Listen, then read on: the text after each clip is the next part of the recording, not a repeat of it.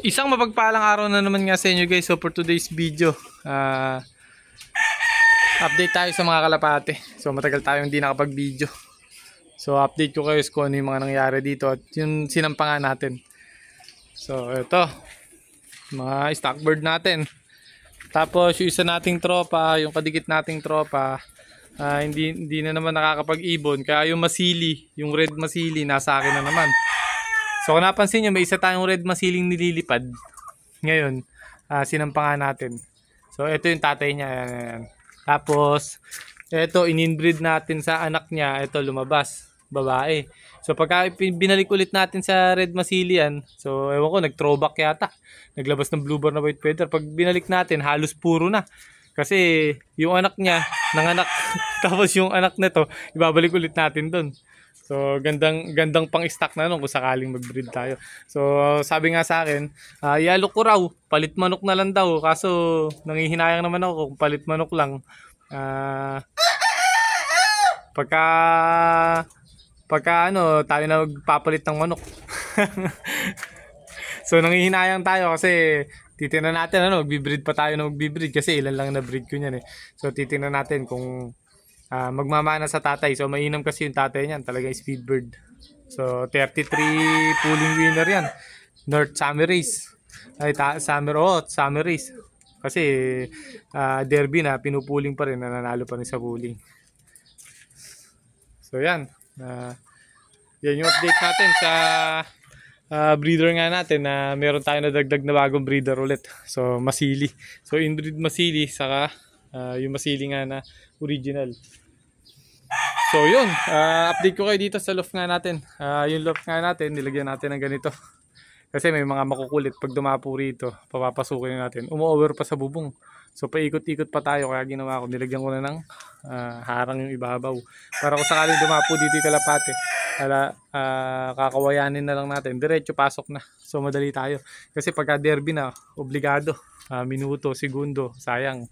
Hindi naman tayo nagpupuling dahil daming mabibilis. Sabi ko nga, masasayang lang. Hindi rin naman natin matutukan at syempre meron din tayong pamilya. Talagang derby lang tayo makakatutok. So hindi pa natin sure kung matututukan natin ng 100%. Pero pipilitin natin matutukan ng 100% kasi palaki ng palaki yung premyo. Sayang, nangihinayang din tayo. Sayang din yung panahon. Ito kay Sir Hanshin, ako din nag-aalaga. So tinututukan din natin yan kahit pa paano. So maulan na yan.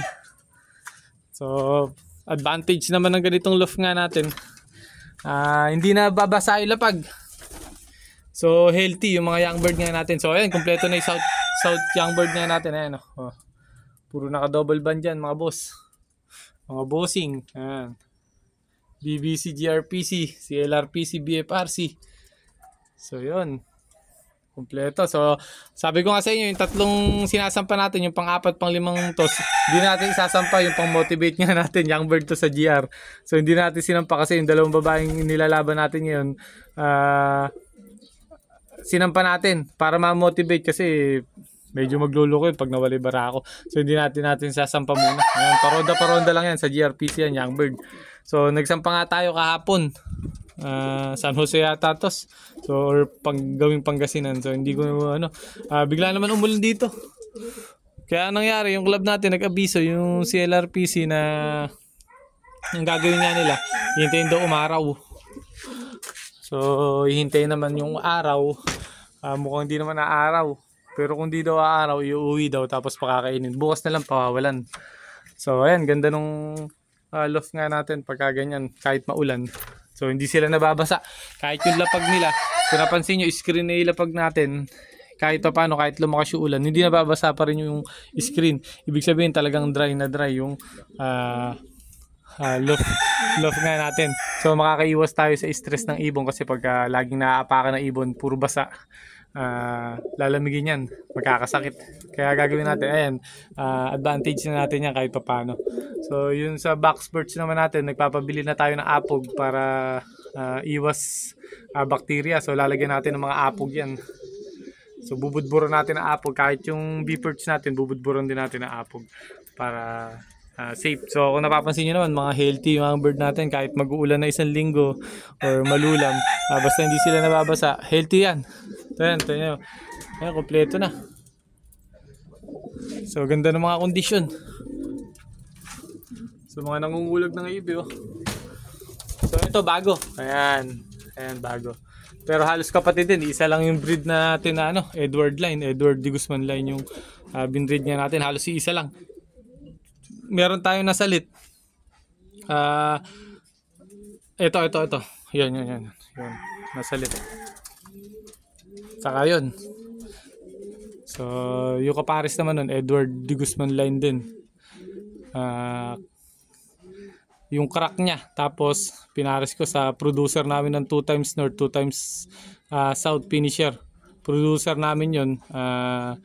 Naganak ng 2 times north, 2 times south. Isang ibon lang. Tacloban finisher. Si JP naman last race. So, yun yung nanay at tatay.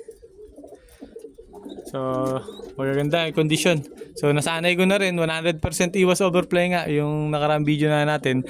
Sabi ko nga sa inyo, 100% iwas overplay tayo. Kung di mabubugaw, kung kung doronda lang sila ng kusa, masasanay. So, yan. Ganda ng mga kondisyon. Ganda rin ng pagsasanay nga natin sa kanila. Pinawawalan natin yan. Ngayon lang natin di pawawalan at alam nyo na maulan. Baka pumitik. Tapos biglang lumakas yung ulan, baka mawala. So, update ko kayo dito sa isa. May isa pa tayong i-update. So ito kukunin nga ng tropa nga natin si Endan. Diyan taga Bagong Sikat. Si tropang Endan. So ayan.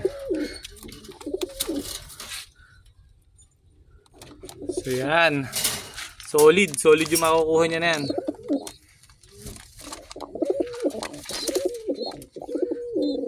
Papalipad na natin sa kanya. Ganun talaga ang buhay.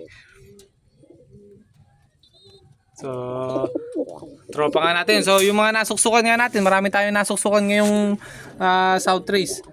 So, sa mga nasuksukan nga natin, good luck, ano? Sana tumira sa inyo yung ibon na sinuksok ko. So, hindi naman paubrahin yung mga sinuksok natin. Puro ace bird din natin yung mga binread natin na sinuksok na binigay nga natin. So, kung nanonood nga kayo, hindi naman paubrahin yan. Puro ace bird naman yung mga binigay nga natin sa inyo.